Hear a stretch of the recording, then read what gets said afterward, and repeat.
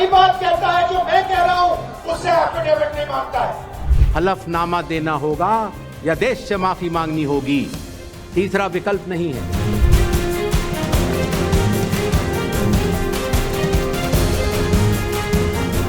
Election commission के लोग कहते हैं कि हाँ हम करेंगे, हम वोटर काटेंगे, हम वोटर जोड़ेंगे और हम आपको बताएंगे नहीं, हम आपको वोटर लिस्ट नहीं दिखाएंगे।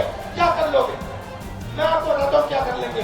आप देखना, जनता की शक्ति हम आपको दिखाने जा रहे हैं, बिहार की शक्ति हम आपको दिखाने जा रहे हैं। वोट चोरी जैसे गलत शब्दों का इस्तेमाल करके जनता को गुमराह करने का असफल प्रयास किया जाए तो यह भारत के संविधान का अपमान नहीं तो और क्या है। इलेक्शन कमीशन क्या कहता है? इलेक्शन कमीशन मुझे कहता है आप एफिडेविट दीजिए, मुझसे एफिडेविट मांगता है, मगर जब अनुराग ठाकुर वही बात कहता है जो मैं कह रहा हूं, उससे एफिडेविट नहीं मांगता है। तो भाइयों और बहनों, इसके बाद उन्होंने क्या किया? इन्हें पता लग गया कि अब इंडिया गठबंधन छोड़ेगा नहीं।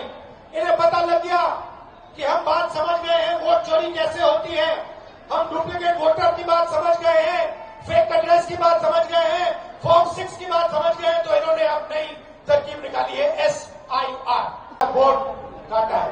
क्यों? अदानी और अंबानी की मदद करने के लिए कि वो आपका पूरा का पूरा धन आपसे चोरी करें, आपको रोजगार न मिले, आपकी जमीन उठा के ले जाते हैं, जो भी कंपनी चाहते हैं ले जाते हैं।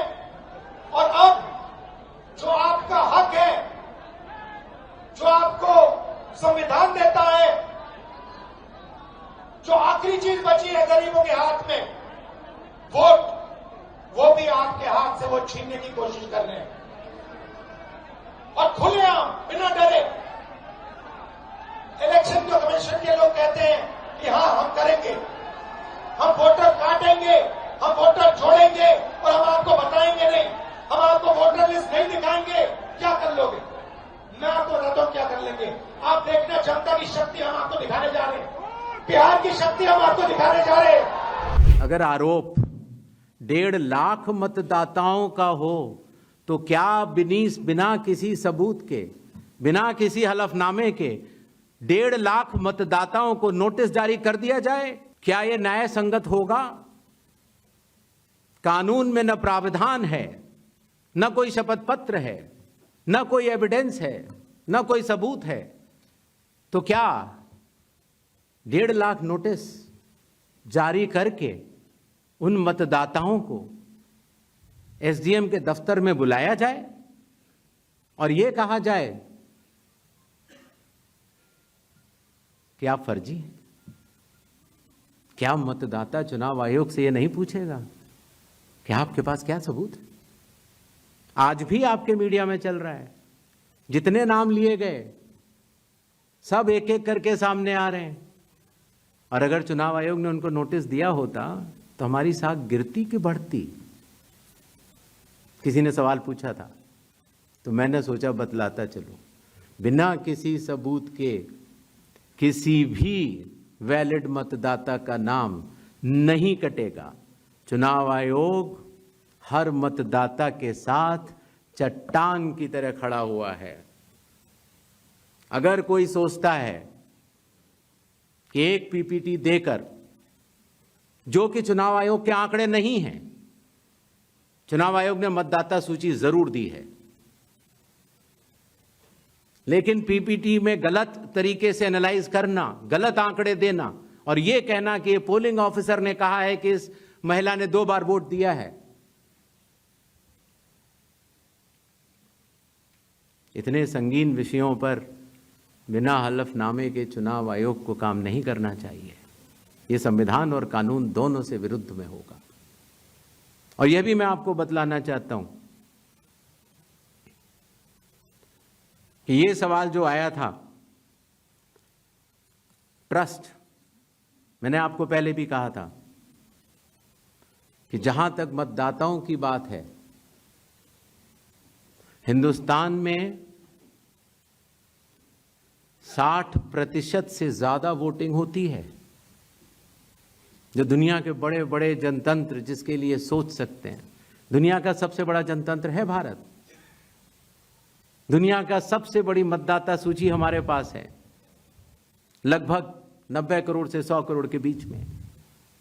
सबसे बड़ी मतदाता सूची, सबसे बड़े चुनाव कर्मियों की फौज, सबसे ज्यादा मतदान करने वाले लोगों की संख्या, और इन सब के समक्ष, सारे मीडिया के समक्ष ये कहना कि अगर मतदाता सूची में आपका नाम एक बार और है तो आपने 2 बार मतदान किया होगा और कानूनी अपराध किया होगा, और मेरे सारे मतदाताओं को अपराधी बनाना और चुनाव आयोग शांत रहे, संभव नहीं। हलफनामा देना होगा या देश से माफी मांगनी होगी, तीसरा विकल्प नहीं है। कानून के अनुसार अगर समय रहते मतदाता सूचियों में त्रुटियां साझा न की जाएं, मतदाता द्वारा अपना प्रत्याशी चुनने के 45 डेज के भीतर माननीय उच्च न्यायालय में चुनाव याचिका दायर न की जाए और फिर वोट चोरी जैसे गलत शब्दों का इस्तेमाल करके जनता को गुमराह करने का असफल प्रयास किया जाए, तो यह भारत के संविधान का अपमान नहीं तो और क्या है। जहां तक कि मशीन रीडेबल मतदाता सूची का सवाल है, माननीय सुप्रीम कोर्ट 2019 में ही कह चुका है कि यह मतदाता की निजता का हनन हो सकता है। Voter privacy can be breached. हमने कुछ दिन पहले देखा कि कई मतदाताओं की फोटो उनकी अनुमति के बिना मीडिया के समक्ष रखी गई, उनके ऊपर आरोप लगाए गए, उनका इस्तेमाल किया गया। क्या अपनी माताओं, बहुओं, बेटियों सहित किसी भी मतदाता की सीसीटीवी वीडियो चुनाव आयोग को साझा करनी चाहिए क्या? मतदाता सूची में जिसका नाम होता है वही अपने प्रत्याशी को चयनित करने के लिए वोट डालता है। लोकसभा के चुनाव की प्रक्रिया में 1 करोड़ से भी अधिक कर्मचारी, 10 लाख से भी अधिक बूथ लेवल एजेंट्स, 20 लाख से भी अधिक प्रत्याशियों के पोलिंग एजेंट्स चुनाव के लिए कार्य करते हैं।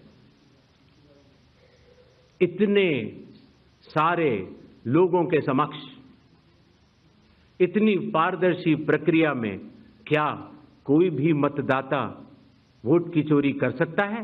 सबसे पहले चुनाव आयोग मतदाताओं के नाम एक संदेश देना चाहता है।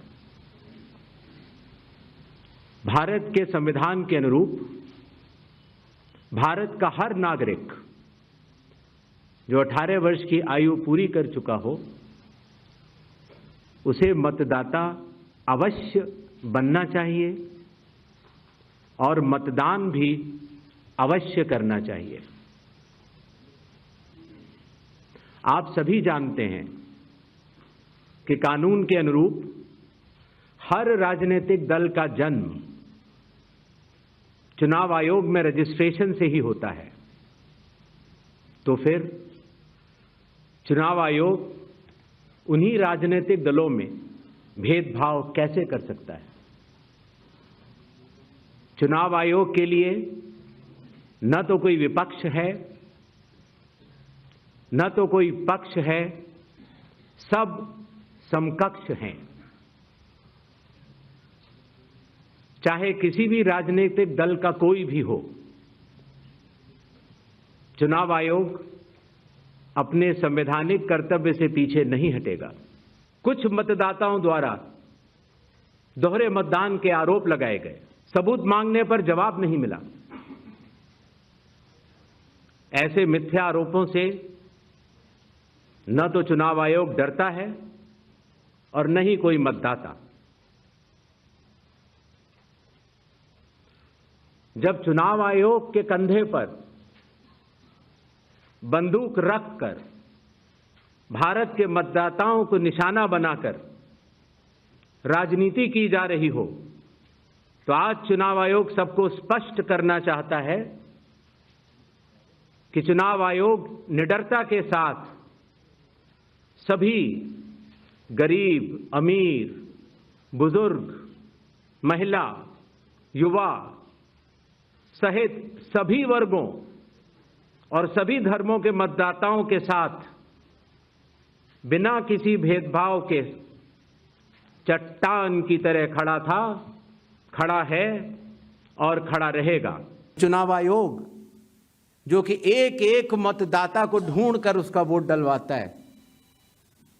आपको पता है, अरुणाचल प्रदेश का एक गांव है मालेगांव, जहां सिर्फ एक मतदाता बहन के लिए पूरा चुनाव आयोग 2 दिन तक ट्रैकिंग करके जाता है और उनका वोट लेके आता है।